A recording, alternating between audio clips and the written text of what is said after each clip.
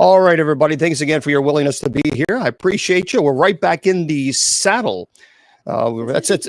Oh, hush. So we appreciate you guys being here. So thank you guys. Happy Friday to you, wherever you are in this brutal world. It is Friday. And of course, it's a happy Friday. Any Friday is a good Friday. You know, that's in my opinion. Any day is a good Friday.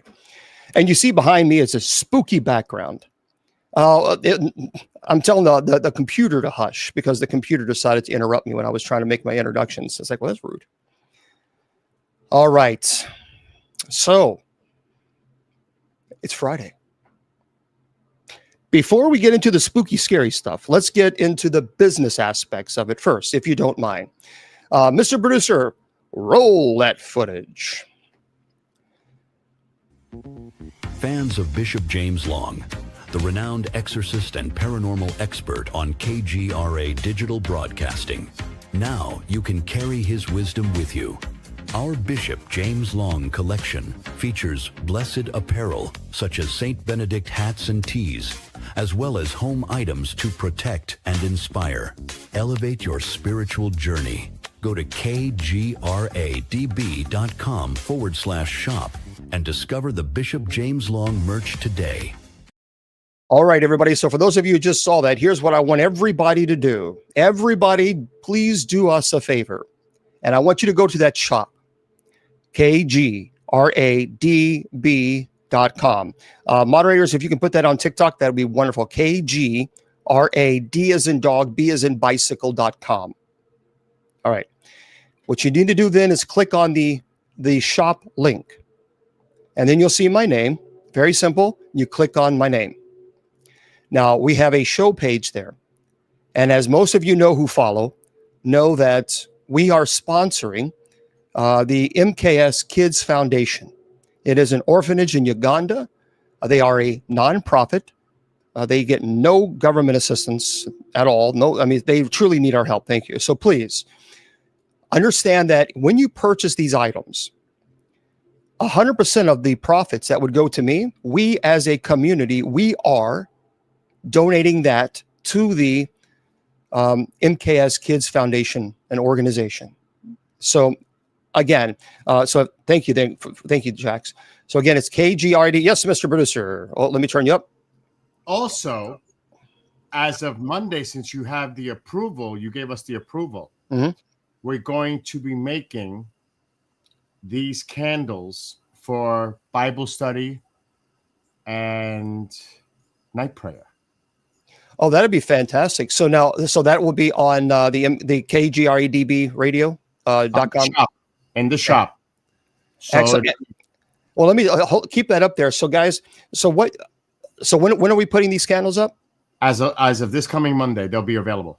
So this Monday, they are going to put, are these scented candles? Yes. Yes, they are. Unfortunately, I won't be able to bless them because they're not coming from me. They're coming from KGREDB radio, but that's okay. I can teach you guys how to, pray over the candles. That's not a big deal at all.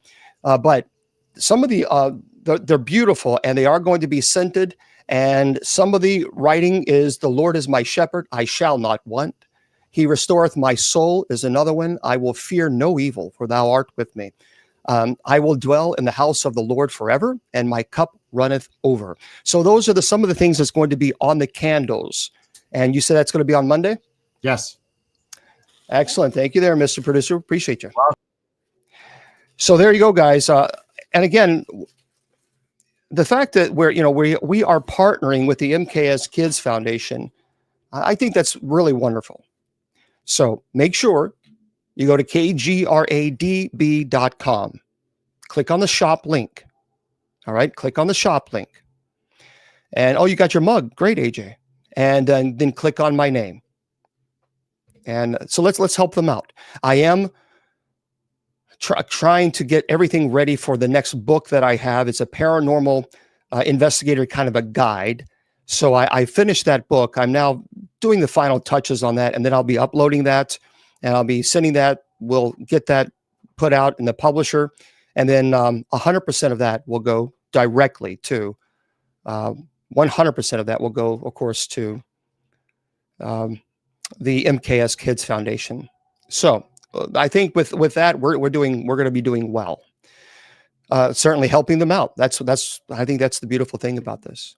Now, if you want to go to my website because you're really bored, have nothing else better to do, you can go to bishopjameslong.com. When I have the paranormal book up and running, by the way, there are 2 books that Judy Ann is in the process of editing for me. It is a demonology book, and 2, the book of Revelation. And so those are completed. And so Judy Ann is going to be putting she's a professional editor. That's what she does for a living. And so she's going to be editing that for us. And that's going to be really exciting. Once that gets all done, we'll set that out and it'll be on its way. There we go. Better, Starla, better. And also, if you want to go to the church's website, that's usocc.org. Okay, usocc.org. I want to remind everybody that tonight we will have, of course, night prayer, as we always do. It will be 10 p.m. Eastern Standard Time. Now, listen very carefully. If you want us to pray for your prayer petition, then if you're on TikTok, you've got to go to my profile right now. And you'll see the video that says, for tonight's night prayer, place your prayer petitions in the comments. But you got to do that now. Make sure you put your first name in there and just keep it, as limited as you possibly can. But make sure you have that in.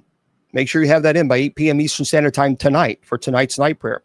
For everybody else, all you got to do is go to usocc.org. And it says to become a parishioner, click here. It takes you to the Book to the Face group page. And then you will see Judy Ann. She posts the picture for today. It says, place your prayer petitions in the comments. Just please also, if you would, place them only in one place. Just either in TikTok or a Book to the Face. All right, fair enough? Fair enough. So I want to talk briefly about being, a little bit out of town. Obviously, but still, I had my show on Friday. I don't like missing. I just don't like missing. Okay, and Mr. Producer is saying also, please keep an eye on the weather if you live in the Carolinas and Georgia, Monday through Wednesday. Mr. Producer, by the way, Mr. Producer, you want to tell them?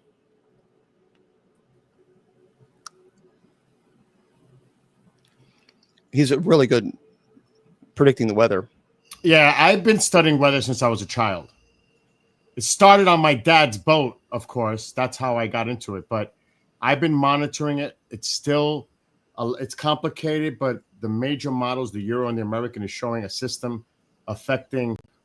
Right now, it looks like South Carolina, but the Carolinas and even Georgia need to pay attention to their weather Monday evening into Tuesday. They really should pay attention to their weather. It could be a Cat 1 hurricane. It could be a tropical storm. It may be nothing, but I'm just saying people should be aware that there is a possibility of a system affecting that area Monday, possibly Tuesday, and even into Wednesday if it stalls. All right. Well, there you go, guys. Thank you, Mr. Producer. We appreciate that. Thoughts and prayers go out to all those folks too. Yeah. So Monday through Wednesday, if you're in those areas, you need to keep an eye out because we're always trying to make sure everybody is fine. That's the most important thing. Okay, folks. So let's. Tonight is, of course, our paranormal Friday night. But yeah, make sure you keep an eye out Monday through Wednesday.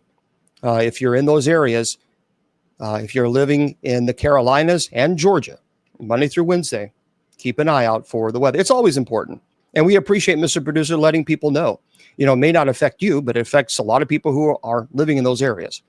Okay. So one last time, kgradb.com, KGRAD as in dog, B as in bicycle.com. Click on the shop link and click my name and purchase those products, guys. Just purchase them. Don't forget Monday, they'll have candles up there, really beautiful candles, and make sure you purchase them as well. 100% of the profit that goes to me, we're going to donate to the MKS Kids Foundation. All right. So again, kgradb.com. Click on shop and my name. All right. And don't forget tonight, 10 p.m. Eastern Standard Time, we have night prayer. And it will air right here on all the other social media platforms and on TikTok. All right. So I want to briefly talk about a little bit about my out of town adventure. And then we're going to get into some poltergeist cases that are really bone chilling that many people may have never heard of before. So when I made it known that I was going to be in California, because I was going to the Queen Mary, which is it's absolutely phenomenal. The Queen Mary ship is beautiful. Yes, Mr. Producer is live on TikTok. Mr. Producer, put your TikTok, Sky Bill Watcher, or I think that's what, or Bill Skywatcher. Mr. Producer, put your TikTok name in the comments. That way we can let everybody know he is on TikTok. Yep. So he does a lot of he has a nice setup that looks in the sky. There you go. Yep. Bill Skywatcher. There it is, everybody. Thank you there, Bill. Bill Skywatcher, if you're on TikTok. Yeah. So make sure you follow him. Yeah, follow him. Okay. So when I made the announcement that I was going to go to the Queen Mary and stay in the most haunted room, B340, and we were going to work on a documentary. We're working on that. Obviously, we'll be working on that soon. A team contacted me. First of all, the Queen Mary was phenomenal. Was just amazing.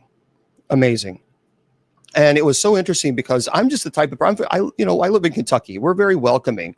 And, I had the door open in my room, B340, and people would come in and they would slowly approach the window and look inside. I'm like, well, come on in.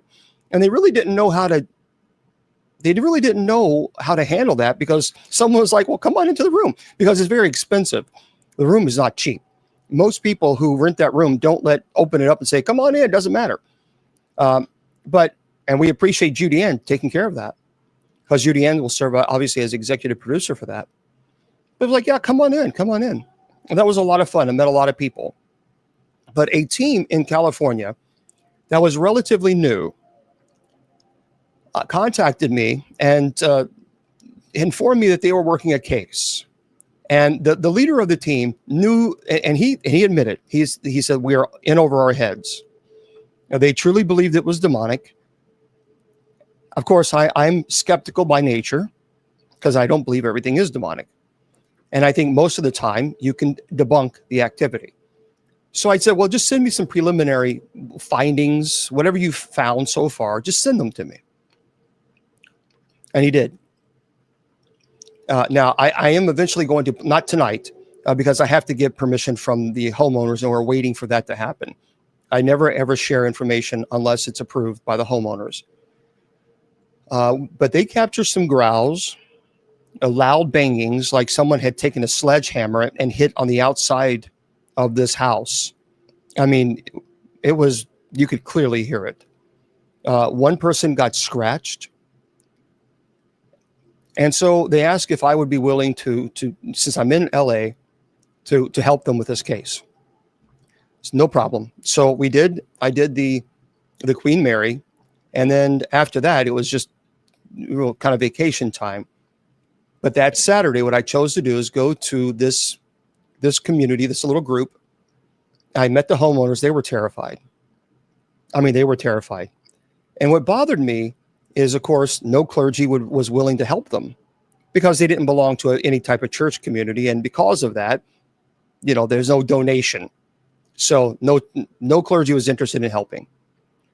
So at that time, I had already had plenty of information by the team that verified that this was demonic. There's no ifs, ands, or buts. I'm walking into a demonic case. And I knew that anyway.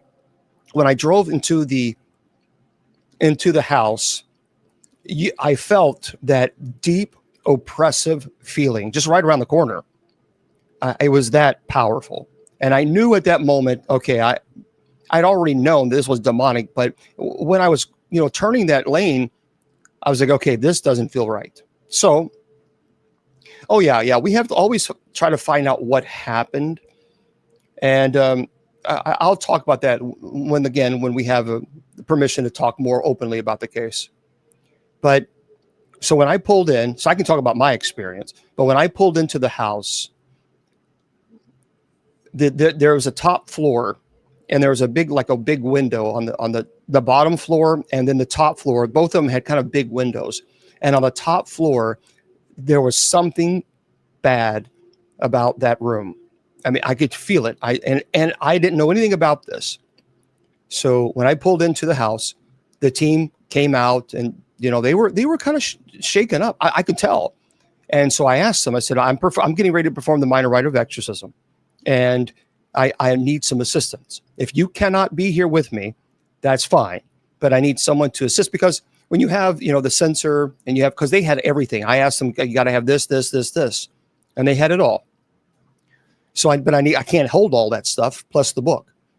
And so the team lead and the assistant said, yeah, we'll both help. So I spoke to the homeowners before we started. I asked them if they wanted to be a part of it. Absolutely not. They were terrified. I mean, they were physically shaking. Physically shaking. And they just said, please, whatever you need. They're very kind, and just that clergy was willing to help. So I told them, I said, well, do you have any family that you could stay with in the next 24 hours? And they did. So they stayed away from the family. They gave us the whole run of the house. During the minor rite of exorcism, so we had a digital recorder that always plays.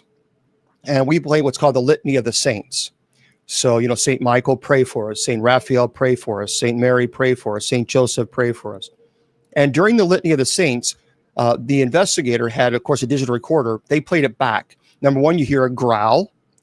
You also hear a very clear, I think it's clear, EVP that says, don't listen. It was very violent.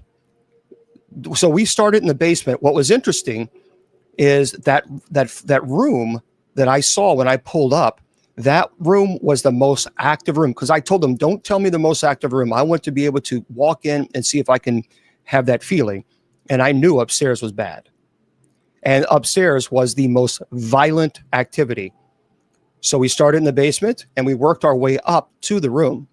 When we were walking upstairs to the top floor, the team lead, the founder of the Paranormal, let out this scream, and he was right beside me. So, I needed him right beside me, obviously, to hold the pail so I can bless it with the holy water. He was right there with me, and he was holding it. I saw him. So, in other words, there's a reason why I'm stressing this. He let out this loud scream. I looked over to him to my right, and you could clearly see it was almost like a knife had been taken to his skin and just sliced. Thankfully, it was more of a superficial cut rather than one that needed stitches, but it bled. I mean, it was, you could clearly see this. And he was wearing short sleeve. So before we even started, I always check. That's just something that I check. If someone is with me, I just, briefly glance, at the arms to make sure that people are not doing this for attention, because some do. There was nothing. He had no scars. He had no scratches, nothing. And he was holding the pail. And when we were walking upstairs, he screamed, and he said it was like fire that just cut right into him. And I saw it. And he started bleeding. So we had to bandage him up. And he said, I can't do this. I can't do this. I can't do it. So I had him, and the rest of the team. By the way, they're no longer doing paranormal investigations. But I finished. So I said, okay, you guys need to go out and I'll just take the pail and I'll put it upstairs in the room, and I'll finish this. And so they were outside, and he was in tears. It frightened him that much. He was with the team, and he was in tears. And not so much because of the pain, but because they were so terrified. And so I went upstairs, and I continued the minor rite of exorcism. I heard bangs and growls and the smell of a rotten flesh. So that took about 30 minutes or so upstairs. Completed that. Definitely felt extreme pain in the back. So it was attacking, because I have stenosis and degenerative disc disease. So it was causing spasms in my back and in my neck. So I knew then, okay, we're kind of moving forward here, but I continued. Now, thankfully, so I came outside and everything seemed to be settled. Everything seemed to be settled. And I told the team, I have to have mass here, and you have to, you need to be in here with me to celebrate mass. So they went in, I had mass, they received the Blessed Sacrament with no issues. I blessed all of them, obviously have blessings. And the team, I spoke to the team the other day, and well, yesterday actually. So the homeowners are no longer experiencing any activity. They said it was just very peaceful, very calm, which that's the point. But the team was so shaken by this that they are no longer paranormal investigating. They're selling all of their equipment. They want nothing to do with paranormal investigating out. This really affected them. I mean, this really affected them in a severe way. And he even told me he was always like the type of person that wanted to experience. I said, this is not something you do because you want to experience it. This is something you do because you sacrifice for it. You sacrifice in this ministry to perform these rites to help families. And you need to understand that when you get involved in these cases, there are consequences. And this is not entertainment hour. You can't turn off the television. So you when you're watching a movie, you're like, okay, this is scary. I'm going to flip the channel. You can't flip the channel here. And you're in the presence. You have to finish the rite.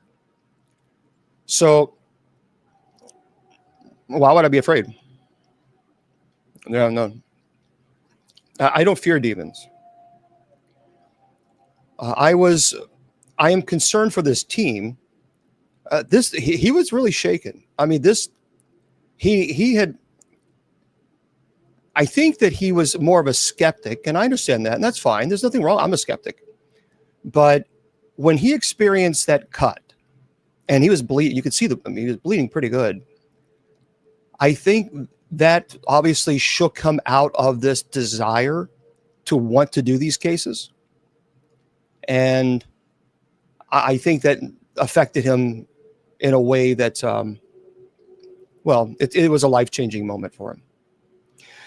Yeah. So as far as how it happened, we believe there were teenage kids involved. And I think based on, it's like pulling teeth sometimes because they don't want to admit that they did something. And they got pretty heavily involved in with their friends and curses and placing curses, thinking that nothing will come of it. There were some people at school that they didn't particularly like. And so they decided that they were going to place a curse on these people that were kind of bullies. And I think that really, to me, that was the only common denominator that I saw that perhaps maybe given that invitation, the family was not involved in general in heavy black magic or any of that stuff, Ouija boards, nothing like that at all. They're very devout Christians. But one of the teenagers was a little bit, got a little bit involved with some activity that he shouldn't have. And I think that's real. And what was interesting, here's what also is very fascinating. I have found that the majority of times when you're working cases where people place curses on others, it usually, not all the time, it's usually a young teenage girl for whatever reason that's being bullied or harassed or something. It's very rare that I run across cases where it's a young teenage boy. But in this case, it was. And he had some friends that I don't think were the best influence. And I think that's really where it started. But this family experienced, and I can't go into great detail because the family hasn't released permission. So I'm always kind. But they had an animal. They had a dog that was affected violently by the situation. I will tell you this, the dog was so affected, meaning that it was targeted, that the dog wouldn't go into the house anymore. And this was a house dog. So this was not an outside dog. the every time the family tried to get the dog to go inside the house, it would whimper. I mean, it would whimper horribly. And so they eventually had to leave the dog in the mother-in-law or the mother, and leave the dog over there because the dog wouldn't go inside. So they don't know how long the dog had been targeted, but clearly there was something, and there was no indicator at all, nothing, that these people did any type of were evil to this dog at all. This dog was clearly pampered, extremely pampered, well taken care of, deeply loved. And so I saw no red signs or flags rather that would indicate that they did anything to this dog. But based on what I saw and experienced, the dog, by the way, after the minor rite was over, the dog went back into the house. So after the blessing was done, after the mass was done, the dog was able to go. The family told me it was a little hesitant, but then went into the living room and, sniffing around, and then went into the dining room. And then it just started kind of like the tail was wagging like crazy. And it was like, it felt like it was at home. These guys, here's the deal. I know people often tell me that they want experience. They want to experience it. They just want to see it. I'm telling you now, be careful with what you wish for. Because this team was really affected on a deep, deep psychological level. The team founder is still struggling.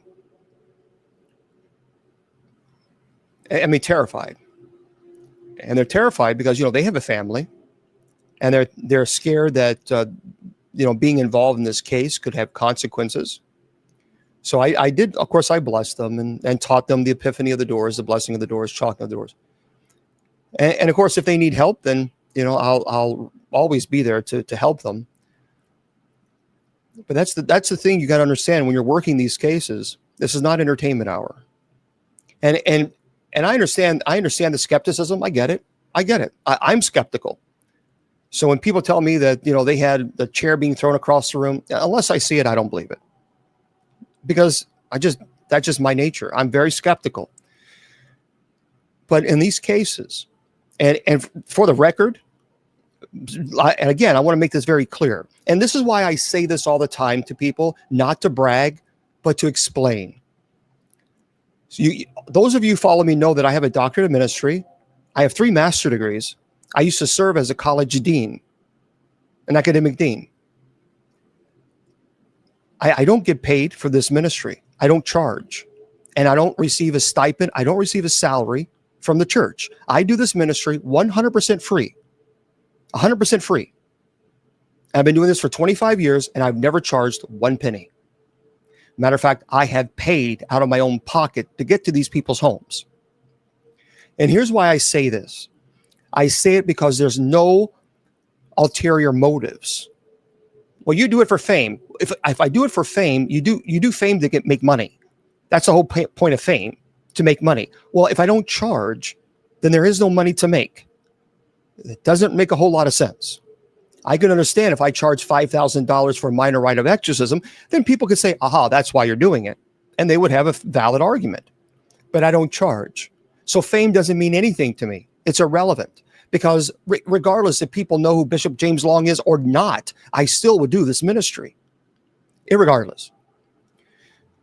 I do this because of what I've seen and what I know. So I tell you that with a person with a master's, with a doctorate and 3 master's degrees from accredited regional academic institutions, if I didn't know that possession exists, I would do something else with my time. I certainly wouldn't go in debt helping people for free. So all the skeptics out there saying, oh, Bishop Long, you do it for fame. Again, you do fame to make money. If I don't charge, there's no money to make. And the money that I'm making, we're donating to the MKS Kids Foundation, which is an orphanage in Uganda. So you don't make money by giving it away. Just a little bit of a clue. Possession exists. Whether people like it or not. Demonic infestation exists. whether people like it or not. And I tell people, that I don't receive a salary. I don't receive a stipend. I receive no compensation from the church whatsoever. And I only tell you this because I promise you, if I had one doubt in my mind that possession didn't exist or demons don't exist, if I had one doubt, I would not go in debt going to people's homes. And I certainly wouldn't spend as much time as I do in this ministry.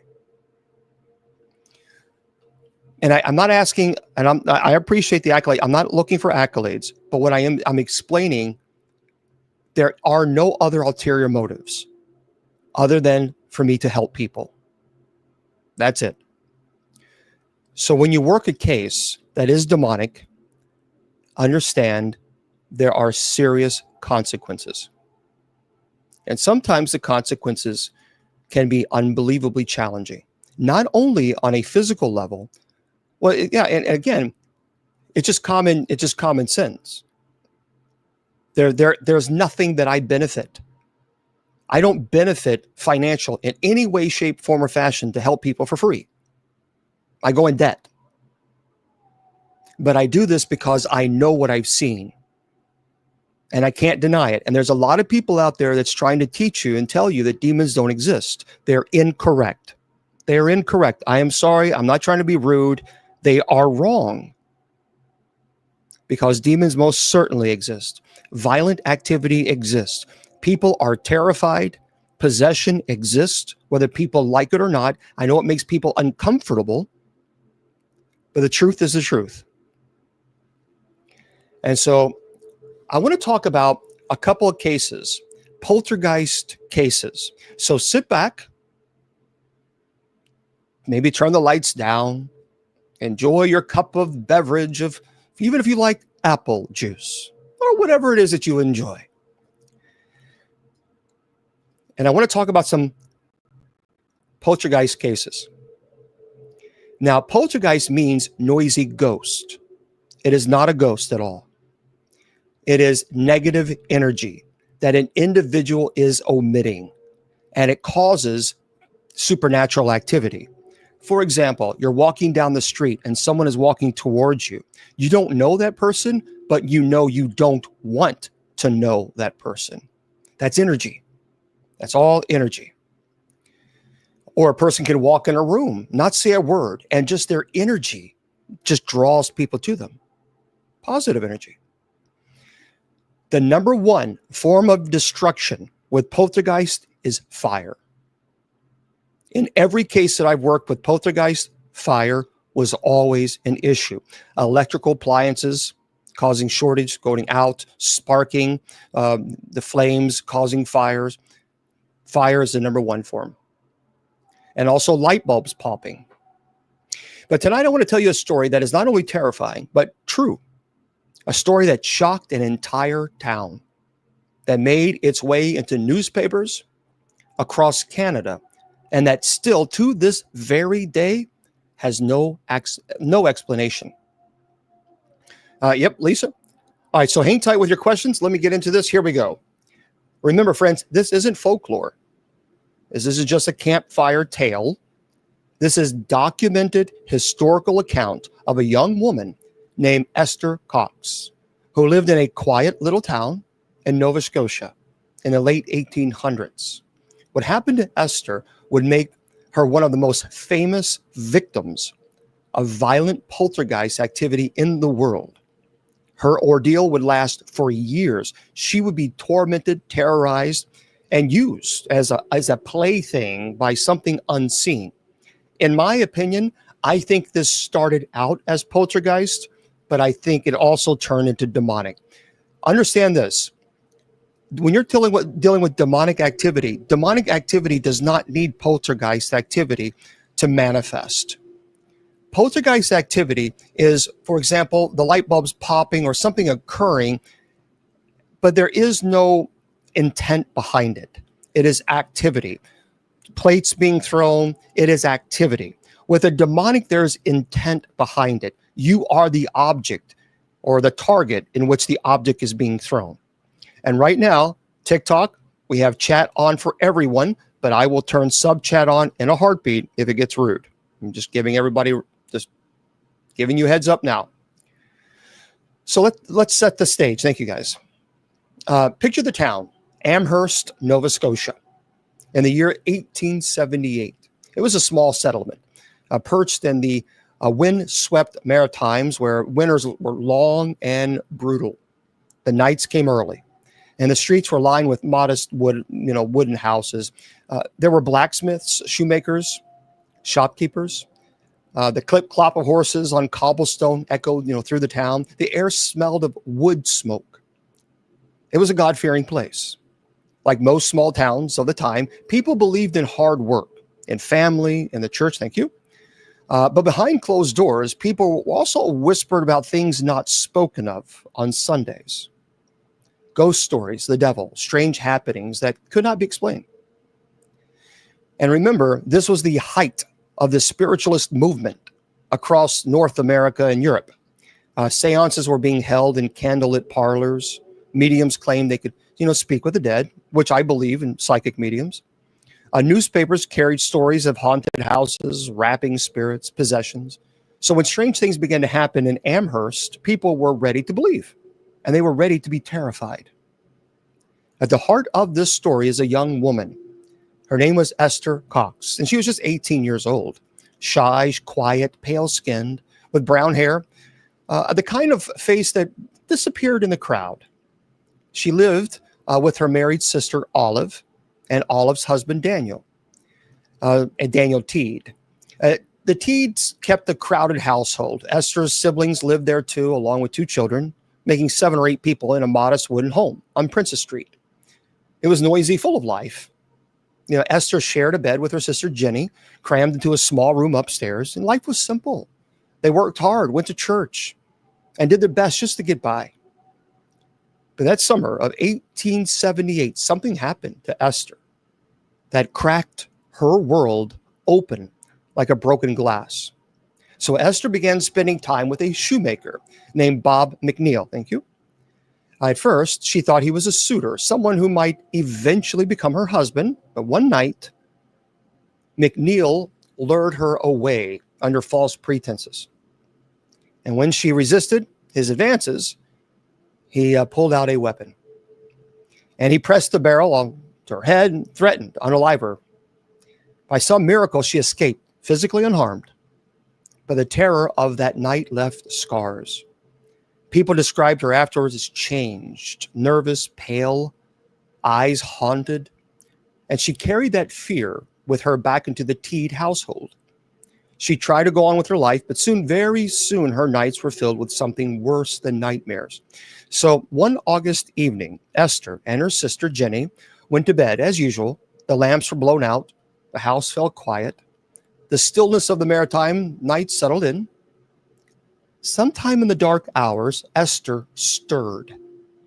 She thought she felt something shifting beneath her mattress. At first, she thought it was a mouse, but then the bed itself began to tremble. She sat up, her breath caught in her throat. The bed shuddered again, harder this time, as though like a giant invisible hand pressed down on it. Yep. And from the shadows came a sound. Scratch, scratch, scratch. It was coming from the wall. Or was it the floor? It was underneath the bed. And Jenny sat bolt upright, clutching Esther's arm, and both sisters were frozen, eyes wide in the dark. They both heard it. And then with a loud crack, like a sound, like a wood splitting under an axe, the bed frame broke in two beneath them. They screamed, and the family rushed in, carrying lamps, searching the room. There was no intruder, no signs of anything at all, just a broken bed, splintered, as though from some impossible pressure. The sisters swore they hadn't touched it, and they swore that it felt as if something inside the bed was alive. And that, my friends, was just the beginning. So the next night, Esther climbed nervously into a different bed. She prayed that whatever had happened before was just her imagination. But as the lamps were blown out, the noises returned. This time, 3 knocks, 3 sharp raps from the wall beside her. She called for Jenny, who had just begun to drift to sleep, her sister, and Jenny listened wide-eyed, and then they both heard it again. Knock, knock, knock. Deliberate. So the girls screamed. Once again, the family ran into the room. But when the lamps were lit, there was nothing. Only Esther's pale face and her sister and the sound of her heart pounding in the silence. Well, thank you guys for the gifts. The family tried to comfort her, and they told her she was nervous, that her imagination was running away with her after the terrible encounter with McNeil. But deep down, they knew something was wrong. Because when the lamps went out again, knock, knock, knock, the sounds came back. And guys, I'll get your questions after the presentations, okay? And soon it wasn't just Esther and Jenny hearing the strange noises. Daniel Teed himself, the head of the household, sat up one night determined to prove there was nothing unusual going on. He stayed awake as the girls went to bed. And first, the house was quiet. Suddenly, the headboard began to rattle as though invisible hands were shaking it, and he heard the knock, knock, knock. And the sound boomed from the walls aloud, and Daniel leapt to his feet, and his face went pale, and he admitted later it was no trick. Thank you. Something was in that room. It was not of this world. So neighbors were invited in, and they heard the rapping, and they saw the bed covers whip off Esther's body. They saw pillows thrown across the room by unseen hands. And every single time Esther tried to sleep, the disturbances grew worse. This is why I'm thinking in this case, we're going into demonic oppression. Demonic oppression will attack your intellect and will. So it begins to attack your sleep pattern. You become sleep deprived. It's trying to break down your will, make you at an incredible weakened state. So one night, as Jenny and Esther huddled together under their quilts, the bedclothes suddenly flew from the bed. Not slipped, not slid. They were ripped off and hurled into the corner of the room. The sisters obviously screamed, clutching each other as the blankets, were thrown onto the floor. And Jenny scrambled to gather them back, throwing them over her sister. But the moment she did, the unseen force ripped them away again. Neighbors who had come to watch shouted in shock. Some rushed forward trying to hold the bed down. It was no use. Something invisible and powerful was playing with them like toys. So by now, the Teed household was in chaos. They prayed, they wept, they begged Esther to tell them what she felt, what she saw. But Esther herself was too terrified to explain. She only knew this: whatever haunted their home had chosen her as a victim. She was the target, and was only getting started. So the disturbances inside the Teed household didn't fade. They grew, and each night seemed to bring something worse than before. So at first, it had only been sounds, knocking, scratching, rattling, the covers being thrown. But now it was Esther herself who began to suffer. So just imagine though, sitting at home in the dim lamp light, your family gathered close, all of you watching the young girl that you love, and suddenly before your very eyes, her skin begins to change. That's what the Teed family said. So they said Esther would grow feverish, her face flushed, bright red, her body would swell until her skin looked tight and burning. She gasped for breath, clawing at her throat at times, eyes bulging in terror, and then just as suddenly her body would collapse back to normal. So on one night, her entire body convulsed, jerking so violently, the bed rattled across the floor. Her cries echoed through the house, and then, with a sound like a loud bang, something boomed in the room. Everyone swore they heard it. The sound came from nowhere, yet it was so loud, neighbors rushed over there, convinced that a weapon had gone off inside the Teed home. And when they came in, they found Esther weeping, trembling, her family surrounding her. And from that moment on, everyone in Amherst knew something was happening in that house. So word then began to spread quickly. And hello, everybody. Welcome. I appreciate you all being here. We're talking about a really terrible poltergeist case that is based on a true story. But some people were whispering about Esther. You know, the shy one, the nervous one, the one who, after nearly being unalived by her suitor, now seemed haunted by something. And neighbors begged to come inside. And first, the Teeds resisted, ashamed, fearful. But as the attacks grew bolder, they allowed visitors. And at the top of the hour at 8 p.m. Eastern Standard Time, we'll do one more kind of commercial for our KGRADB radio family. So we'll do that in about 15 minutes. And so in the flickering glow of oil lamps, men and women from town sat in the parlor, crowded in the bedroom, watching, listening, waiting. And they swore to their dying days that what they saw was real. Listen to this. So the townspeople saw this. Knives leaping from the kitchen and plunging into the floor. Thank you. I have seen that before in a demonic case. A heavy bureau sliding across the room without human touch. A chair tipping over violently. No one was near it. One man shouted into the darkness, "If you are truly here, show yourself." Friends, and instantly 3 deafening knocks pounded from the wall. You understand that when you do this, you are inviting. That is very dangerous. The room erupted. Some people fled in terror. Others prayed out loud, clutching their Bibles.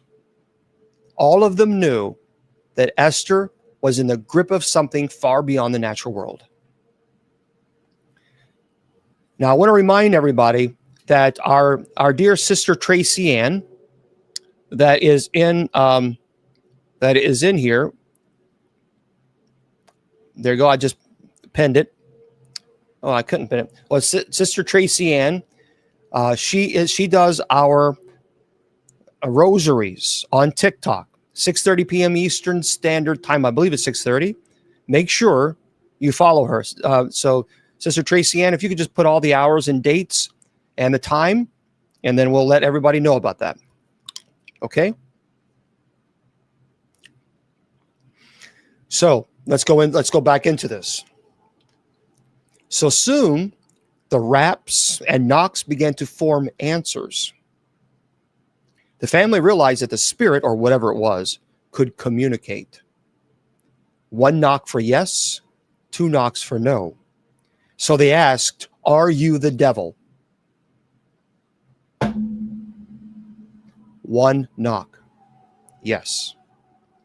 And they asked, "Do you intend to unalive Esther?"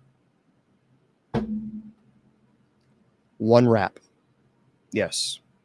So the neighbors stared in horror, and Esther wept uncontrollably, obviously. Okay. There we go. For those of you,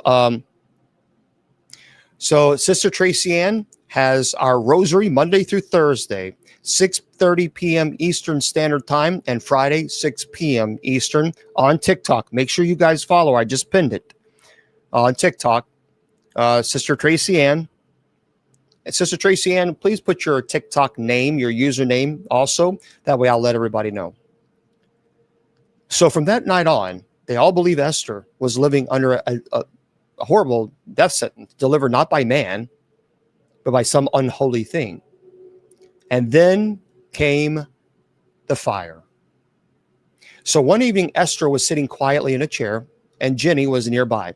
Okay, everybody, it's SR Tracy Ann, TraciAnn.OSB. Tracy Ann, if you can put that in the chat on Book to the Face, please. Okay. So one evening, Esther was sitting quietly in a chair, and Jenny, her sister, was nearby. Suddenly, a bundle of cloth of Esther's feet burned into flames. The family saw it. They screamed, rushing to stamp it out. Esther leapt back, sobbing. Obviously that she hadn't touched it. And on another night, her bedding smoldered, caught fire just inches from her body. Yet Esther herself remained unburned. And it happened again and again. Tiny flames erupting out of nowhere, places where no lamp oil or candle had spilled. And the neighbors said there was no natural explanation. Some believed that the devil was trying to unalive her. Others said that she herself was cursed, carrying the fire inside her. There you go. For those of you on all the other social media platforms, please follow our sister Tracy Ann for our rosary. I'm very devoted to the Blessed Mother. And so that's there for you guys. So make sure you take advantage of that. Thank you very much. So there you go. You guys see it now right there on all the social media platforms. So the family began to fear that one night the entire house would go up in flames. And the invisible force grew crueler. Scratches appeared across Esther's skin. Long, angry welts that appeared before witnesses. She cried out in pain, swearing that she had not cut herself. And once letters appeared carved into her flesh, deep enough to bleed. The crowd saw this. Some fainted. Others insisted it was proof Esther belonged to the devil. And during her convulsions, her body would rise from the bed as though lifted by unseen hands. She would scream in voices that were not her own, a guttural, male, harsh. Witnesses claimed to hear whispers at her bedside, a deep voice that hissed, Esther, you are mine. The family tried to drown it out with prayer. They read scripture over her tears streaming down their faces, and the whispers came again. So the church in Amherst, the word spread like wildfire. The ministers of the local church could not ignore it. Some came to the house to see for themselves. A Baptist minister sat with Esther one evening, Bible in hand. At first, the room was quiet. Then the knocks began. And he demanded in the name of Christ that the spirit leave. The response, a long, violent pounding that shook the walls. The minister left, pale and shaken. Wouldn't go back.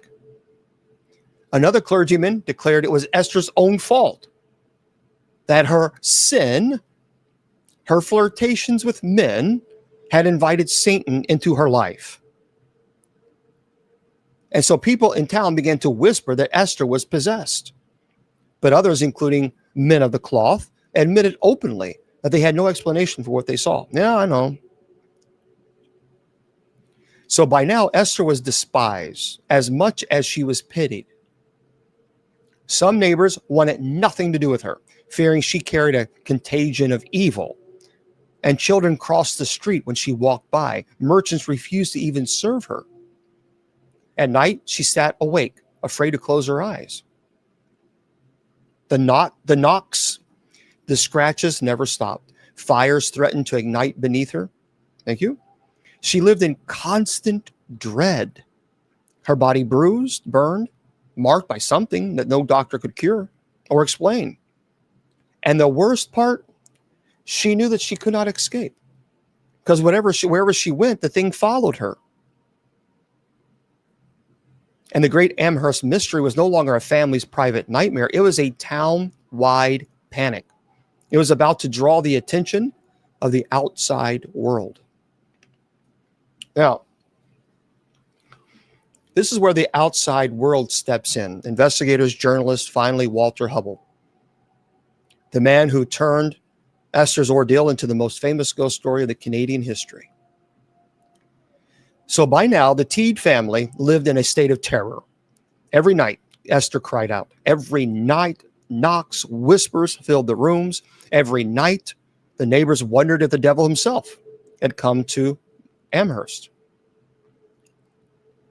Well, we'll get there, Jane. The local gossip had spread beyond Nova Scotia. Newspapers from Halifax to Boston carried headlines about the haunted girl of Amherst. Soon, strangers were arriving at the little town. Curious thrill seekers, skeptics, ministers, even scientists, all hoping to witness the phenomenon for themselves. And many of them would leave changed forever. Now, one of the earliest witnesses was Dr. Edwin Clay. He was a respected physician. Clay came to the house one evening, determined to explain the strange illness of Esther. He examined her as she writhed in pain on her bed, her skin breaking out in blotches. He checked her pulse, tried to calm her, and then right in front of him, the pillow under Esther's head suddenly burst into flames. So Clay leapt back, nearly falling over. Ginny screamed. The family rushed to smother the fire. The doctor stood frozen, staring at the smoldering cloth. And later he admitted, I can offer no explanation. What I witnessed was beyond the laws of nature. Others followed. Neighbors came with lanterns, shopkeepers, farmers, all hoping to prove it was a hoax. But time and time again, they swore under oath that they saw objects fly through the air, furniture move on its own, Esther's skin carved with phantom scratches. Even police officers were called. One constable later testified that he saw a chair levitate and smash against the wall, and he insisted he could find no wires, no trickery. And the testimony just piled up. So the church cannot ignore the hysteria. Some ministers preached from the pulpit, listen, that Esther was possessed, a sinner punished for her vanity. One clergyman declared the devil was using her body as a stage to frighten the faithful. Others were more cautious. A few prayed over her, pleading for deliverance. They read psalms aloud while Esther convulsed, begging the spirit to depart. But instead of leaving, the spirit seemed to grow angrier. So during one prayer session, a booming voice filled the room, though no one's lips had moved, and the words were very clear. Leave her be, she is mine. So the congregation recoiled in terror. From that day, many of the townsfolk believed no prayer, no sermon, no holy water could save Esther. She was cursed. So the press swarmed the story. Reporters from the Amherst Gazette wrote about unearthly manifestations. Halifax papers sent men to interview the family. Some arrived skeptical, expecting to expose a fraud. But when they found, it was harder to dismiss. One journalist described sitting in the tea parlor, notebook in hand, when he heard the sound of heavy boots pacing across the upstairs floorboards. No one was up there. Another reporter swore he saw a potato lift itself from a basket and hurled across the room, striking the wall with a sickening thud. So by the 1870s, spiritualism was already sweeping North America. Seances, mediums, but this was no parlor trick. These were violent, dangerous manifestations witnessed not just a few, but entire groups. And soon, a man named Walter Hubble would take the case into his own hands. So Walter Hubble was an actor by trade, the man of words and drama, but he also had a fascination with the supernatural. And when he had heard about Esther Cox, he packed his bags, traveled to Amherst, determined to see the truth for himself. So Hubble lived with the Teets for several weeks in the summer of 1879. He claimed he witnessed the full horror firsthand. In his later book, by the way, you can read the book. It's available. It's called The Great Amherst Mystery. It's a very good book. Amherst, The Great Amherst Mystery Hubble described nights of absolute terror. And I'll tell you what he said in just a second. So for those of you who just, we always kind of stop at the top of the hour because there's a lot of people who are just tuning in. So welcome, everybody. I appreciate you being here. I'm Bishop James Long. We're talking about a poltergeist case that clearly turned demonic. And we're going to be going back into the conversation in just one moment. But first, I need everyone, if you would do me a favor and go to the sponsor's website, kgradb.com. Again, kgrad, D as in dog, B as in bicycle.com. And make sure you go to the website, click on the shop link. When you do that, click on my name. And it takes you to all of the shop on that page. Please purchase the items. 100% of the profit that I would make from KGRADB radio from selling these, we are donating that to the MKS Kids Foundation. They're an orphanage in Uganda that we are partnering with to help them out. And they're doing beautiful work. They are nonprofit. They're self-funded. So if you would, please go to KGRAD as in dog, B as in bicycle.com. Click on the shop link. And then my name, Bishop James Long. All right? And purchase those products, and that will be wonderful. We would appreciate that very, very much. So let's get back to the story. So he wrote a book called The Great Amherst Mystery. And Hubble described nights of absolute terror. He saw Esther's bedclothes ripped away from unseen hands. He heard voices whisper Esther's name in the darkness. He watched as nails were driven into wooden planks by no human hand. Again, the book is called The Great Amherst Mystery. So last name is Hubble. And on one occasion, Hubble said a table levitated into the air and turned over, crashing onto its side. Another night, a carving knife flew across the kitchen and stuck quivering into the wall. And he insisted Esther herself was terrified, not the instigator. And like others before him, Hubble heard the spirit's voice. It cursed him by name, warning him to leave the house or suffer. So by the time Hubble arrived, Esther's body was a canvas of torment. Scratches appeared daily. Bruises blossomed across her arms and legs. And once in full view of witnesses, a long gash opened across her arm, blood swelling up as if cut by invisible claws. Another time, she screamed in agony as her body swelled so violently that her skin looked close to bursting, then just suddenly deflated. Doctors were baffled. Some suggested hysteria. Others whispered about possession. Everyone agreed Esther was suffering.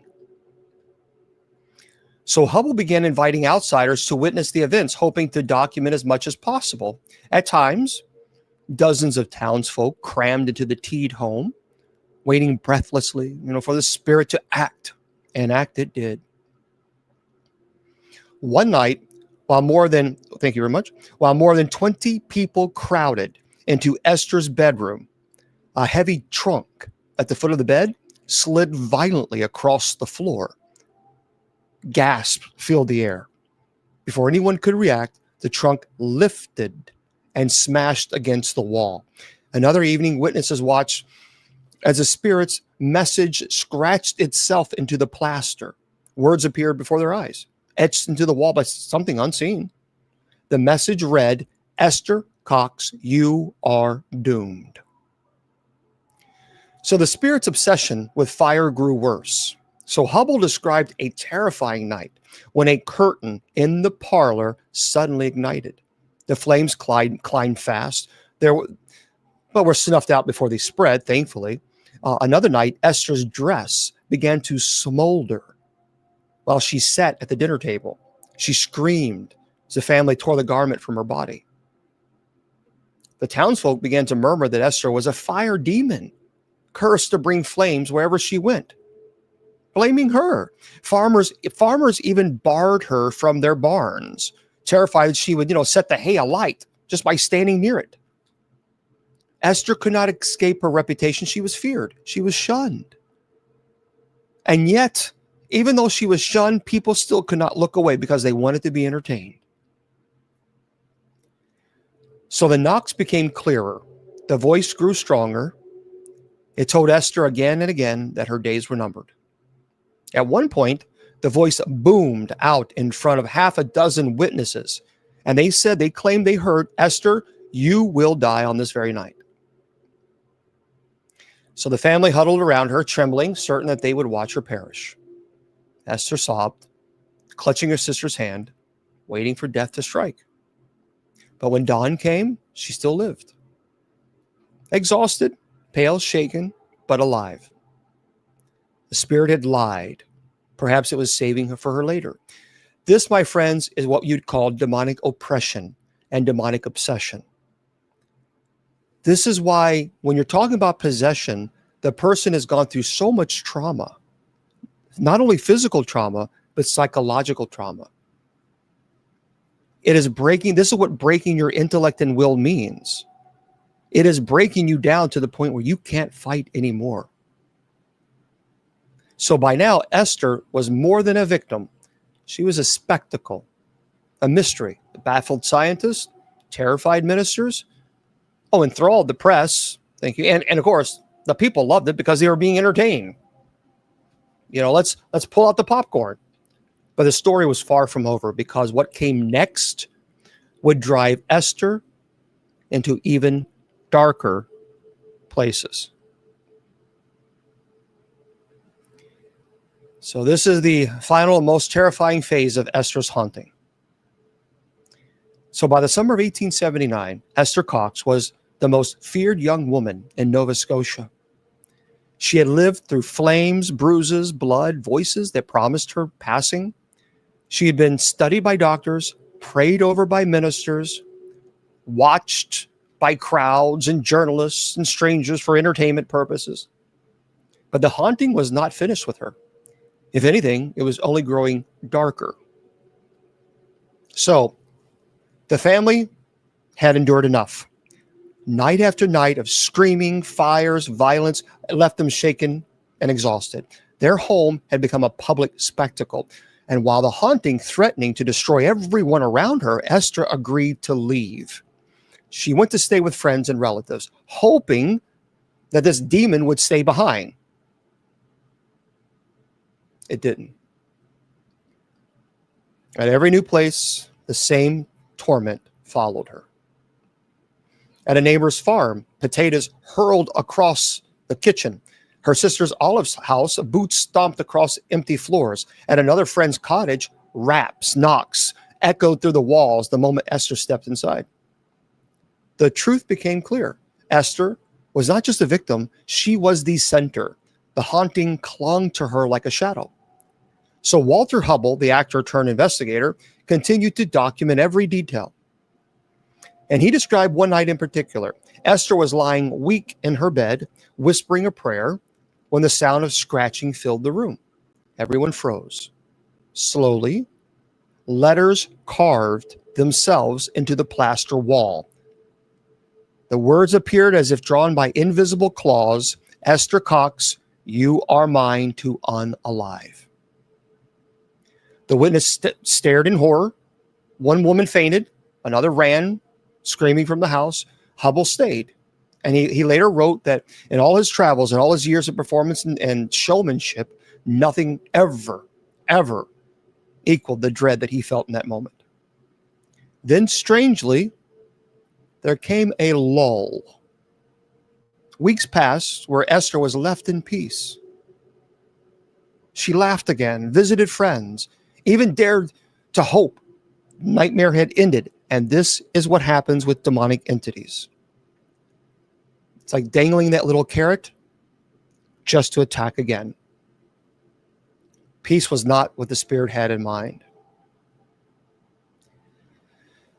So Esther took work with a local man named John White, and she hoped for a change of environment would bring change of fortune. For a short time, things seemed better. But then, in late 1879, disaster struck. A sudden fire broke out in the White's barn. It spread quickly, flames consuming wood and hay. Neighbors rushed to help, but the building was badly damaged. Whispers began immediately. The townsfolk didn't ask how the fire started. They asked who, and their eyes all turned to Esther. So word spread that Esther had set the fire. Some said they saw her near the barn that day. Others muttered that wherever she went, fires started. So whether she had anything to do with it or not, the town was already ready to blame her, and the local magistrate charged her with arson. And the trial that followed was a sensation. The same girl, once thought to be the victim of the devil, was now treated as the devil's accomplice. Terrible. In court, Esther sat trembling as witnesses testified. They painted her as unstable, dangerous, a menace to the community, even though they had the audacity to do this, but they had no problem sitting here watching the show as it unfolded right before their eyes. So they saw the activity. Her defense was weak. She had no way to explain that the fires which plagued her life were the work of something unseen. The verdict? Guilty. So Esther, the haunted girl of Amherst, was sentenced to 4 months in jail. Imagine a thin, nervous young woman locked in a cold cell, surrounded by stone and iron. Some whisper that she deserved it, that she had faked the haunting all along, and now justice was finally served. Others pitied her, believing she had been punished for what she could never control. In the end, Esther served just 1 month before being released for good behavior, but by then the damage was already done. Her reputation was ruined. She would never again be free of suspicion. And after prison, Esther lived quietly. She moved away from Amherst, working here and there, thank you, marrying more than once, raising children of her own. And though she never again suffered the full terror of the Amherst haunting, she carried the scars with her. And in later years, she rarely spoke of it. Perhaps she wanted to forget it. Perhaps she knew that no one would ever believe her. She passed away in 1912 at the age of 52. But her story, her nightmare, lived on. So Walter Hubbell published his account in 1879, titled The Great Amherst Mystery. It was filled with chilling descriptions of what he claimed to witnesses. Now, skeptics accuse him of exaggeration, even fabrication. But the fact remains, dozens of people, from doctors to constables to ministers, swore under oath that they too had seen the phenomena. And to this day, no one has ever offered a satisfying explanation. Some say Esther was a fraud, a desperate young woman scarred by trauma, seeking attention. Others say she suffered from hysteria, a medical term of the era used to explain what doctors could not understand. But then, how do you explain the fires, the voices, the carvings on her skin that people saw? The truth may never be known. Picture it now. A dim little house in a quiet town of Nova Scotia. A pale young woman lying in bed, trembling as knocks echoed from the walls. The air thick with smoke from a fire that no one lit. And voice whispering in the dark, Esther Cox, you are mine to unalive. The Great Amherst Mystery remains one of the most terrifying unsolved hauntings in history. And whether you believe Esther was cursed, possessed, or simply broken by tragedy, one thing is certain. For years, something stalked her in the dark. Something that no prayer, no doctor, no prison could explain. And when you turn off the lights tonight, when you lay down in your bed, alone with your thoughts, ask yourself, is it true or not? All right, friends, what a terrible, terrible story, but true. And these are the stories that I love to present to you guys, because when you have this conversation, it is frightening. But based on, thank you very much. Thank you, MJC. For those of you who know it, I keep thinking of my friends there on TikTok are offering gifts. I think something happened were far too many people that experienced it. And because of that, I think there were also a lot of people that took advantage, which is a shame. Oh yeah, I do night prayer. Yeah, I do night prayer. Sister Tracy Ann does the rosary. So Sister Tracy Ann, she always prays the rosary. Please join her Monday through Thursday at 6:30 p.m. Eastern Standard Time. She's on TikTok, and she prays the rosary at 6 p.m. Eastern Standard Time on Friday. Okay? All right. No, we have some articles that we haven't got to. Thank you, guys. Thank you for the gifts. I appreciate them very much. Okay. So a lot of people prayed, "Where is God?" Here's what I believe, Jane. This is what I truly believe. Spiritualism at this time may... I will. I've talked about the Salem witch trials, but I'm going to be doing that in October when we get closer to Halloween. What I believe was, because spiritualism was so heavy during this time, there were a lot of seances. There were a lot of things that people were doing that they believed that, you know, they could communicate to the spirit world. And in my opinion, I think that I think this started as a poltergeist because of her trauma, which would explain the basic behavior that a poltergeist would start out as. But I think that people went in there and began doing seances and things of this nature to try to communicate, because they didn't understand poltergeist. Thank you. They didn't understand poltergeist at that time. And I think they thought they were trying to communicate with this poltergeist. And by having seances, conducting seances, I think people, spiritualists, brought in a demonic presence that attached itself to that negative energy. And I think that's what caused the demonic oppression. I do believe, based on what I read the book, based on what I have read and investigated, I've known about this case for quite some time. I do believe that she was under demonic oppression. But I think it also started as poltergeist. Remember, poltergeist means a noisy ghost. So thank you, Debbie. But it's not a ghost at all. Thank you, Michelle. It's not a ghost at all. It's a negative energy that someone is omitting. They've gone through extreme emotional trauma, and that energy is present. But it's not intelligent. There is no intellect behind the activity. So in my opinion, I think it started as a poltergeist. And I think because the spiritualism was so rampant at that time, people did some things they shouldn't have done, which caused it to, well, go really down the rabbit hole. So that's what I think. Well, eventually there was other activity, but it wasn't, thank you very much, Debbie. After she went to prison, they had other activity, but really we don't know a whole lot afterwards. Hubble writes a little bit about that, but I encourage you to read the book. It's a fascinating read. And he writes in great detail as well. But basically what I have, oh yeah, they broke her down, no question. But I think that's what happened. It started as poltergeist, and it ended with a actually demonic entity that was causing extreme oppression and obsession. This is why when you're performing an exorcism, thanks guys, when you're performing an exorcism, you have to be very careful. And I'll tell you why.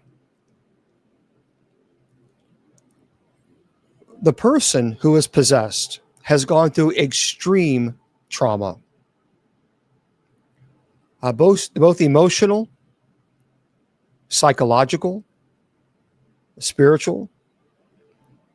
And when you're talking demonic obsession and oppression, the body is at an incredibly weakened state. And so the vulnerability, obviously the fear, is the body expiring. Because obviously we can only sustain so much. Thanks.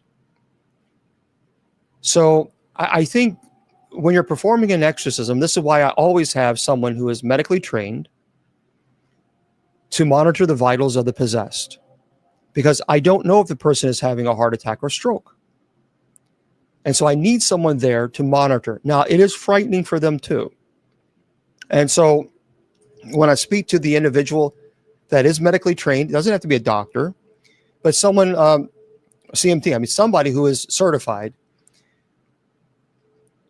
they are fully aware that by being present, they're putting themselves at risk.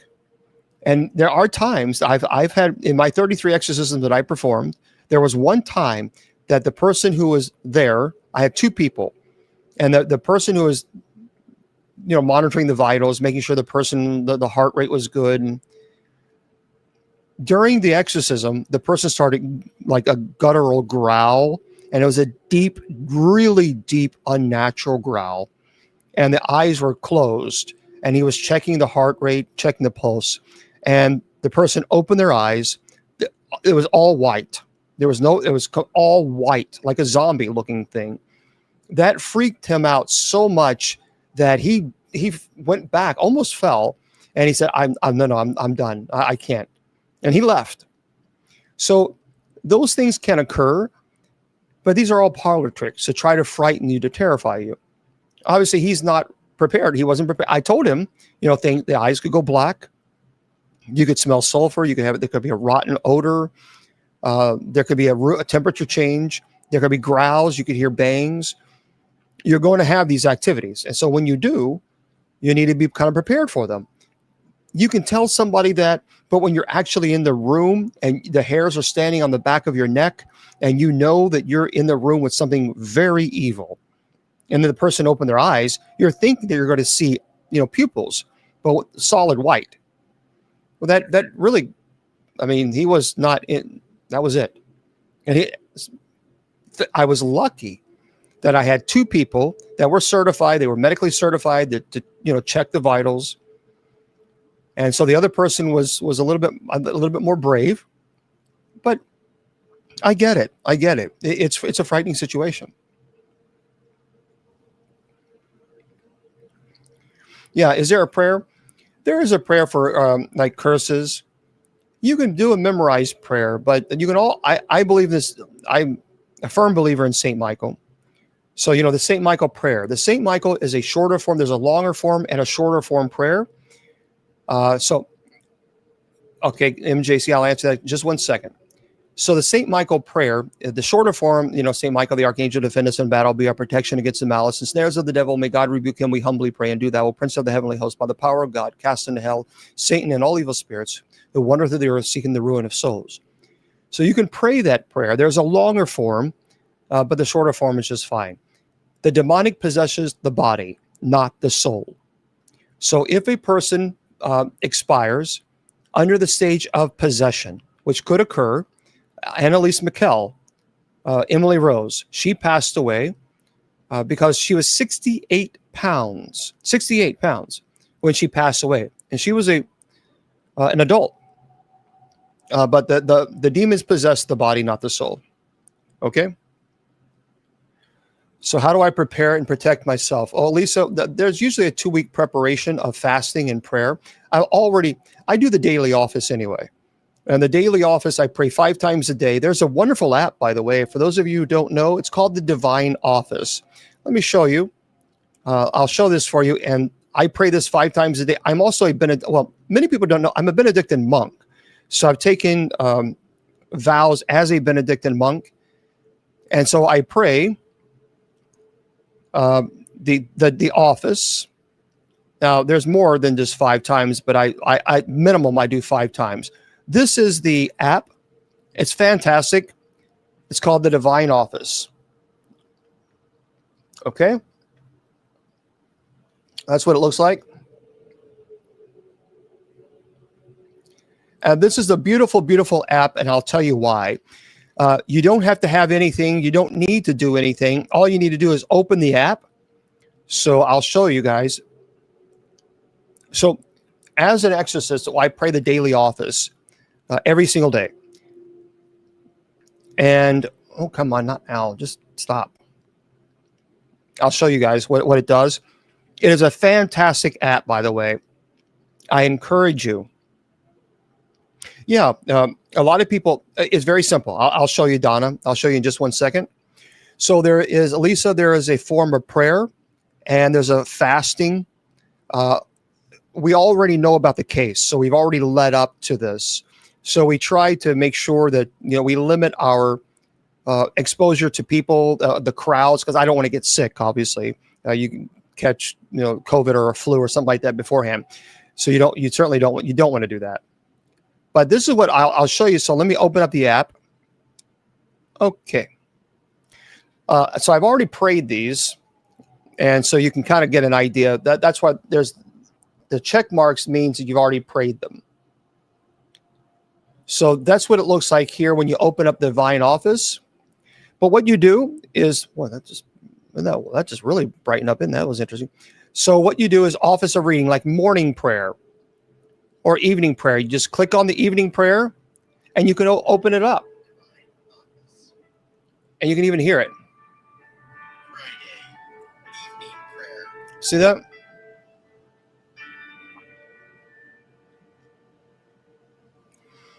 So you follow along. You don't need anything. God, come to my assistance. And then you, oh Lord, make haste to help me. This is what the app looks like. One more time, I'll show you. There it is. It says Divine Office. I know it's backwards. Free. Divine Office.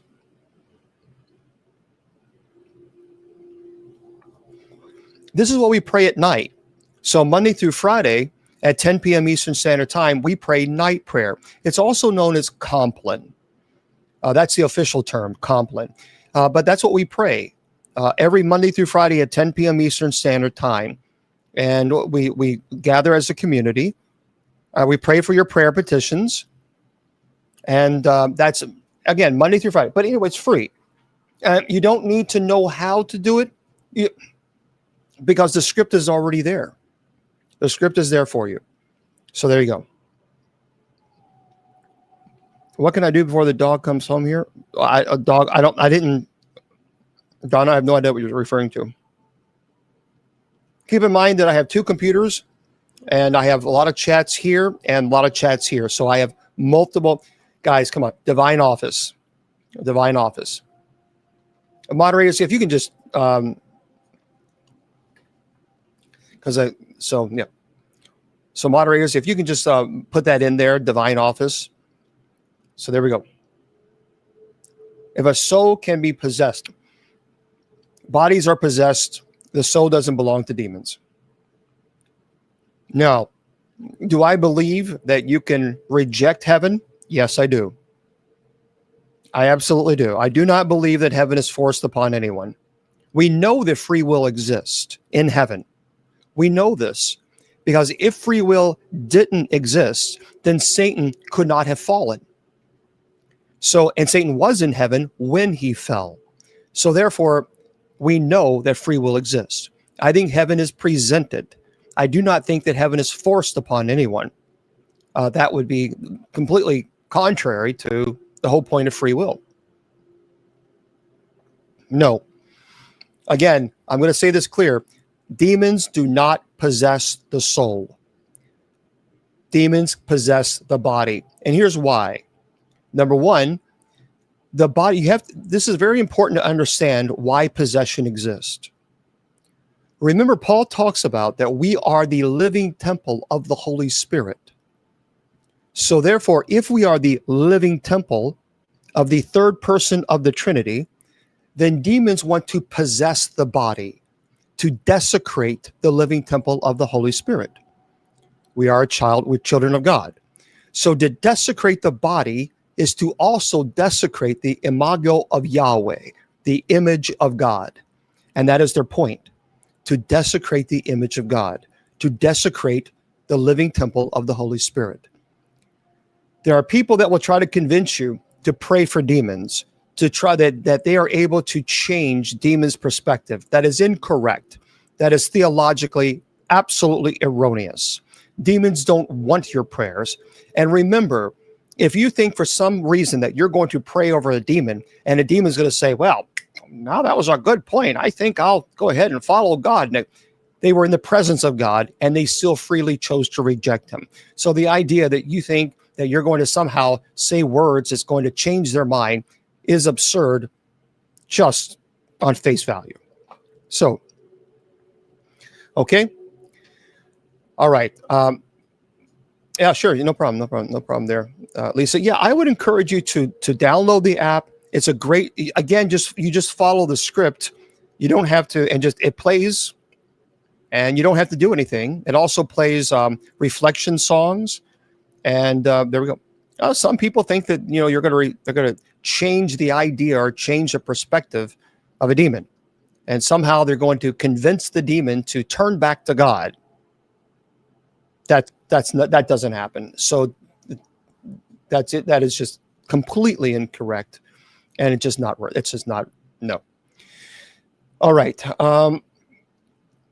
By the way, if you guys want also to listen to the music that I have that I own, you're certainly more than welcome to do so. You can go to bishopjameslong.com. If you go to bishopjameslong.com, and I wrote some music, and so you just scroll down, and it says here, all songs are copyrighted. Enjoy. Click here to listen. You click there, and it's on SoundCloud. And all the songs that I've created, Mr. Producer's created some songs from my understanding as well. But you can go on over there and enjoy if you like. Okay. Well, I don't know. Sometimes I think I don't know what's going on with SoundCloud, but I'll have to look at it, so I don't know. Is it true that Satan? Yes, absolutely, Starla. No question. Because Satan offers you a crossless life. Satan convinces you that you don't need suffering, you don't need a struggle, that there's no reason for you to struggle, and that he will offer you a crossless life, but ultimately he offers you lies. And that's all he offers you. Yeah. Okay. Yeah, I mean, you got to remember, sometimes the devil allows people to live a life without trouble because he doesn't want them turning to God. So their sin is like a jail cell. Seems all nice and comfy. There's no need to leave. The door's wide open until one day the time runs out. The cell door shuts, and suddenly it's too late. So you need to be very, very careful. And you got to remember, I want everyone to understand this. Is God a part of your life, or is God the center of your life? There's a difference. And when some things are a part of your life, that means that there are other parts of your life that are not important or that's not present. Going to church once a week at Sunday doesn't make God the center of your life. It makes God a part of your week. And praying for a meal is nice, but that doesn't necessarily make God the center of your life. It makes them part of your day.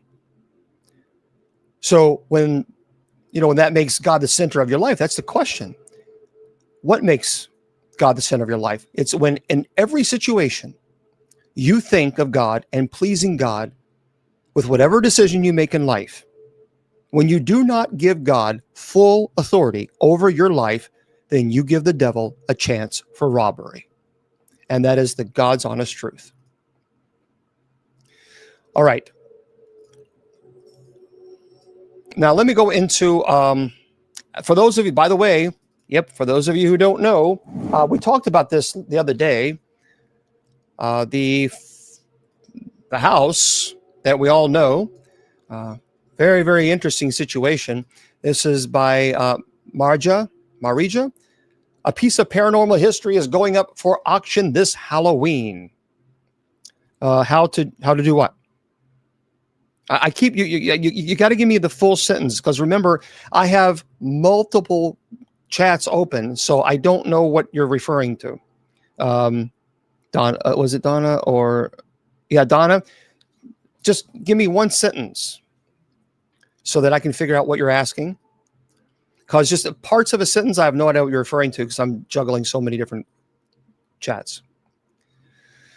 All right. So fall is here. It's officially spooky season. It's a piece of paranormal history is going up for auction this Halloween. So as soon as September 1st hits, which it has, it's about Halloween time. Some people will wait for fall to arrive, but it's fun season. So let's jump right in. What makes the Conjuring series so terrifying is that it isn't just another made-up Hollywood ghost story. It's actually rooted in real events. So the movies are inspired by the case files of Ed and Lorraine Warren. Those of you who know me know that I was friends with Lorraine. I did not know Ed. But back in 1971, the Perron family moved into the 19th century farmhouse in Rhode Island, and there they reported a series of chilling encounters with spirits.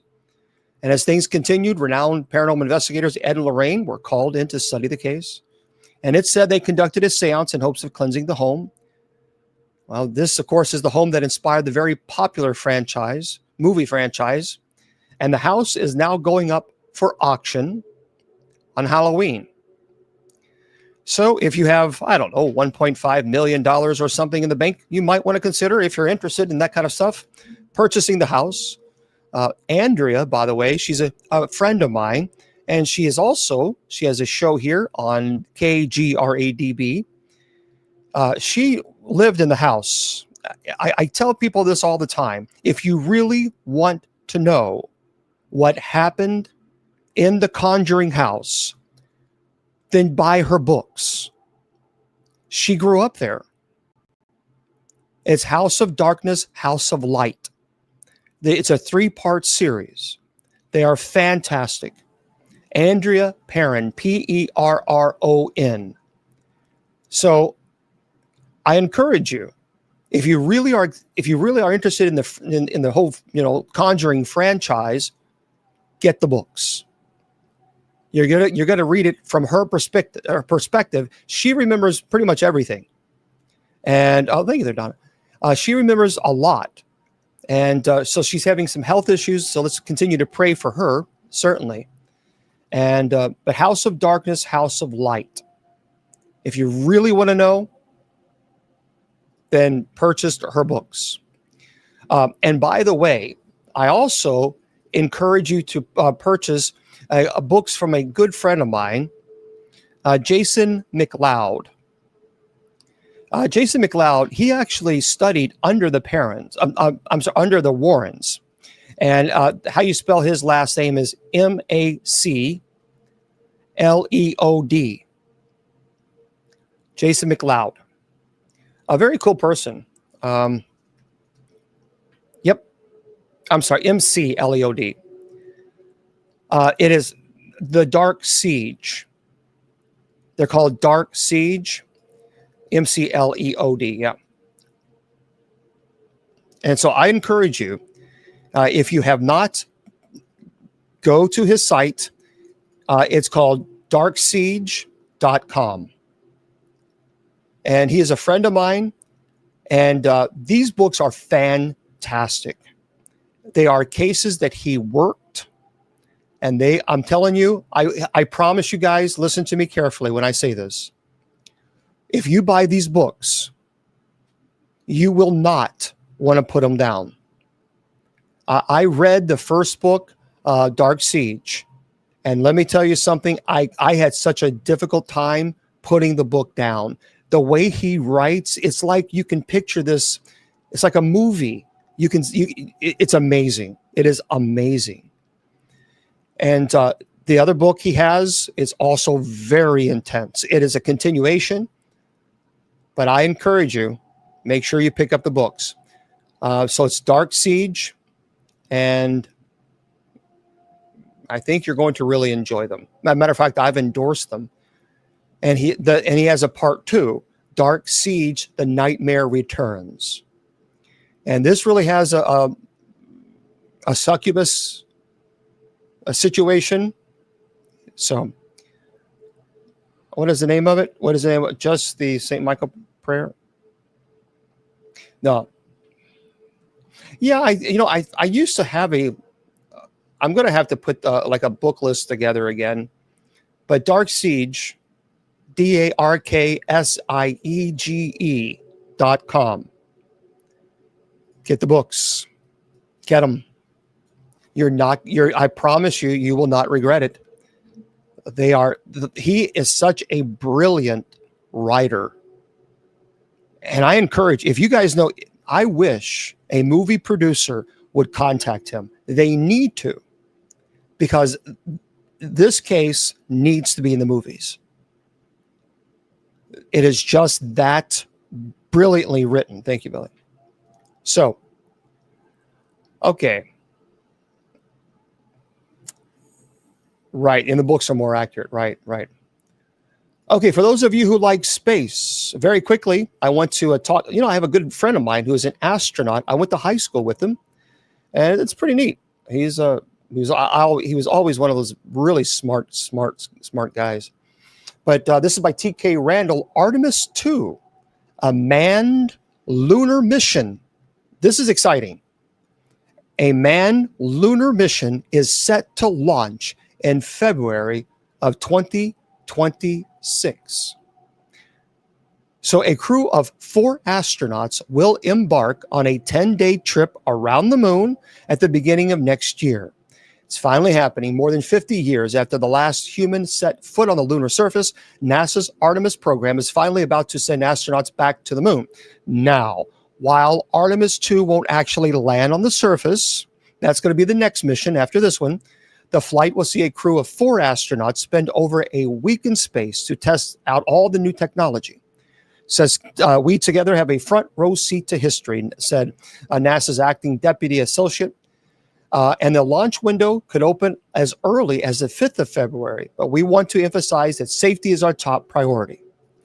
The astronauts going on the mission will be NASA's Reed Wiseman, Victor Glover, Christina Koch, as well as Jeremy Hansen, the Canadian Space Agency. And they will be the first humans to venture beyond near-Earth orbit since 1972. They're going to go at least 5,000 nautical miles past the moon, which is much higher than previous missions have gone. So this is pretty cool. And so if Artemis 2 is successful, that will pave the way for Artemis 3, the actual manned moon landing, which should take place sometime before the end of the decade. But nonetheless, there you go. For those of you who are big into space, it looks like a lot of people ask, why we haven't gone back to the moon. Well, to be honest with you, NASA and the government, we know the argument is we landed, it's very costly, and they wanted to focus a lot of their budget on the space shuttle. The space shuttle was very expensive. So you got to remember, after when the rockets, during that time, the 60s and early 70s, it was time to retire, the rockets that they were using, and to start investing heavily into the space shuttle program. The space shuttle program was unbelievably costly, very expensive, but they had to do this because you have also the International Space Station.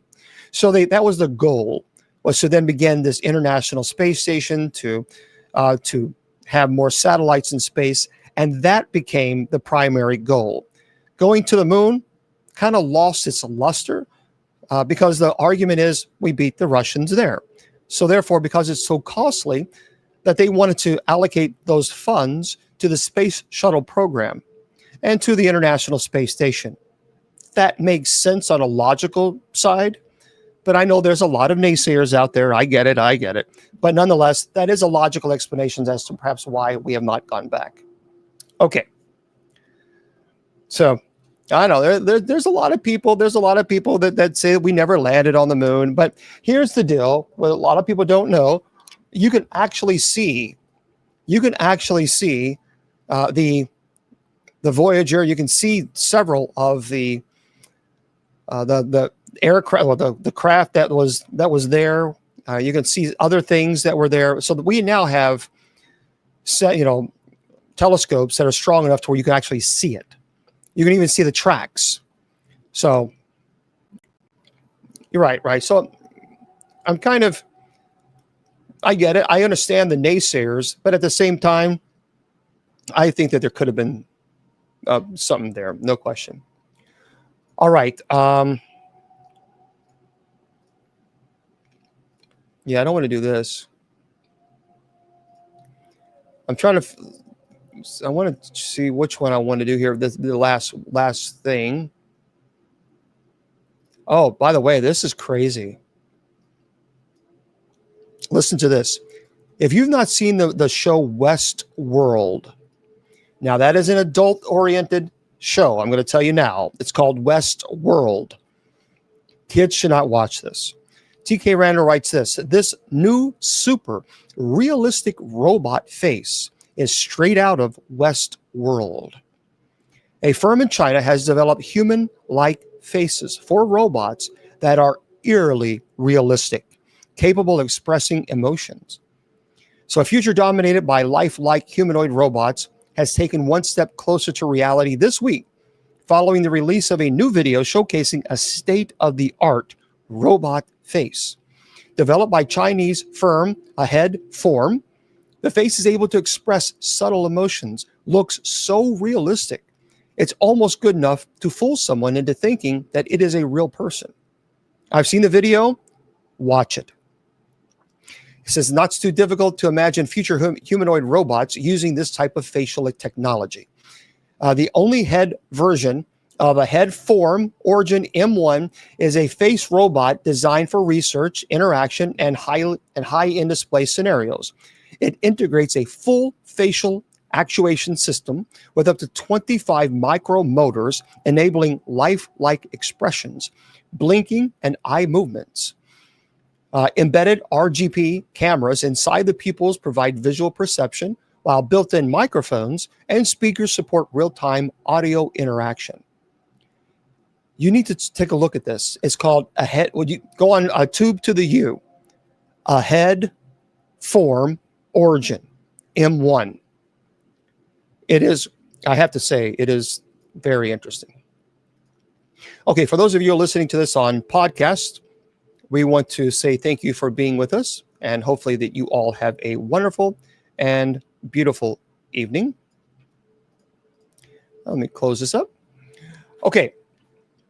Remember, folks, I want to remind everybody that tonight at 10 p.m. Eastern Standard Time, we're going to come right back on air for our night prayer. And hopefully you'll join us. We'd love for you guys to be there with us. If not, I understand. Completely no problems. And we'll be here Sunday at 6 p.m. Eastern Standard Time on TikTok only for Mass. We'll have liturgy in the private chapel. And then 8 p.m. Eastern Standard Time is Bible study. TikTok, stay with me. I'll stay with you guys for a little bit longer. For those of you on all the other social media platforms, remember, I tell you all the time, your value does not decrease based on someone's inability or refusal to see your worth. You are priceless, and don't let anybody tell you or convince you otherwise. Good night.